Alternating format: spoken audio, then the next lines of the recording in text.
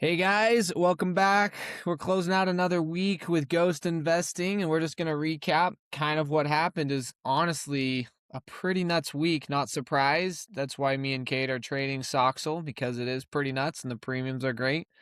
Just to kind of give you an outline of what Soxel did. So at the start of the week, just to remind you, you can see my screen, right, Cade? It's coming through. I had 100 shares at 265, so I sold a call. Um, Pretty close to this 230 range for about $400, and then I sold a put, pretty early, in the day here, and I sold it for 190. And you can see we had a huge volatile week. Stocks got up to 270, and then a huge dip towards the end. So my shares that I had the sold put at 190 executed today. I just saw it come through, and my sold call expired. So that's, the fourth week in a row where I've sold a call and nothing's happened. And now I think the total premiums I've made from those 100 shares is now just shy of $5,000, which is pretty sweet.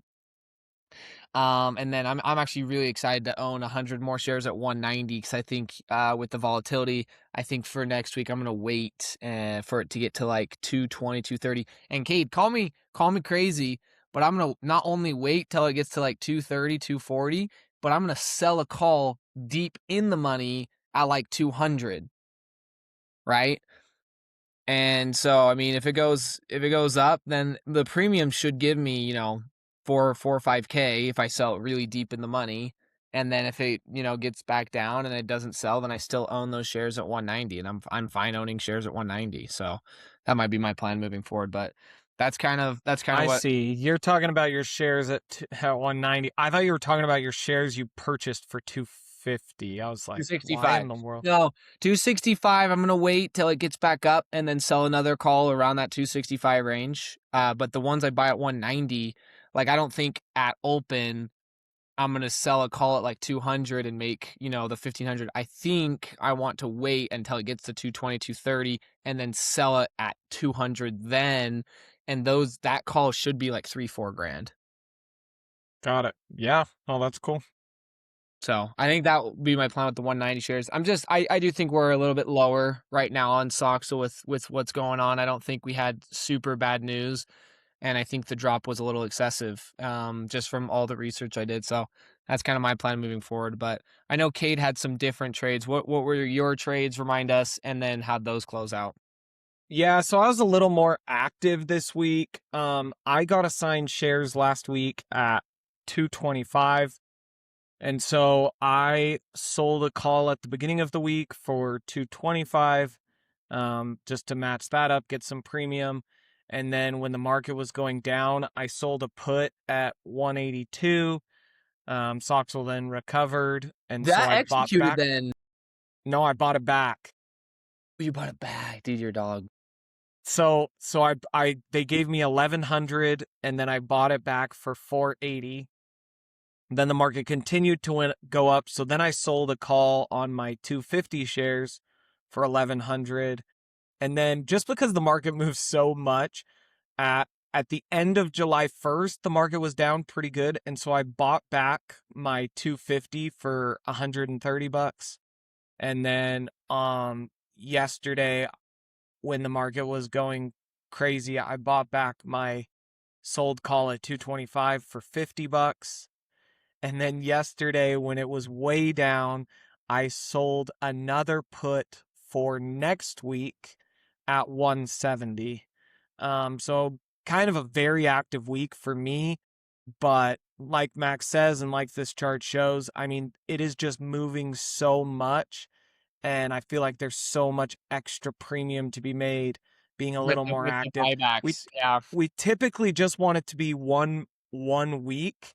You're doing it once a week, but here's the thing. It's like with I sold a put at 182, and then the market went up $30, and I just know that it could go back to 182. So I'm like, okay, let's just lock in 600 bucks. And that all happened in the same day. So I just made that 600 bucks with no risk now, right? And then I was right. The market then goes back down to 182. And then I sold another put for 170. And I might not want to have done that if I still held the one at 182. So it kind of frees up that cash and allows you a little more Yeah. maneuverability. So it's kind of like, and that's why I locked in my sold calls as well, even though I lost out on $180. My thought process was, okay, I can buy back my 250 sold call for $130 and lock in $1,000 profit. If the market goes way up the following day, which was totally, we don't, Sogsel could go up 30% or down 30% Right. any given day, and it is and has. And I was like, if it goes back up, I could make another $1,000. So it's worth it to pay 130 and lock in 1,000 to have the opportunity to make another 1,000. So that's kind of how I'm looking at it right now. Once I've made tons of almost all the premium, I think it's a good idea to get out and live to see another day. And then you'll probably have another opportunity in the same week. So a little more active, but, made $2,500 last week. So Yeah. That's pretty great sweet. I mean, week. you locked in. Honestly, this was actually a little bit of a slower week for mine. I only locked in at the end 1,100. So with being a Yeah, little but active, I mean, I know we have different cash balances, but just so everyone knows, I have a lot more. Mac is way more aggressive than me. I have a lot more on my balance. So it's almost, yeah. I mean, yeah. It's it pays off to be active right now for sure. I do like the buying back, and me and Kate are doing it more often. I was considering buying back my call, but then at the end of the day, I was like, it was really far.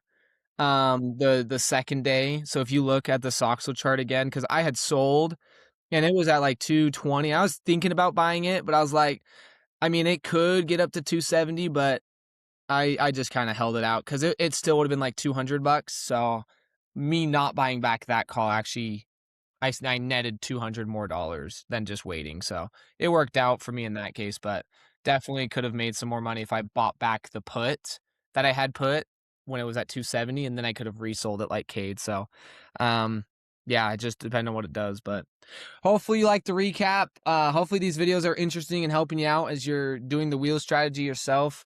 Me and Cade for the foreseeable future. I mean, there's no reason not to do Soxer right now in our eyes. We really like the index longer term, and we think there's a lot of noise, and because of that, the premiums are really juicy right now, and so that's making us a lot of money at this time. So that's why we're just gonna hang on to that kind of ETF right now. But Cade, anything else before I wrap up?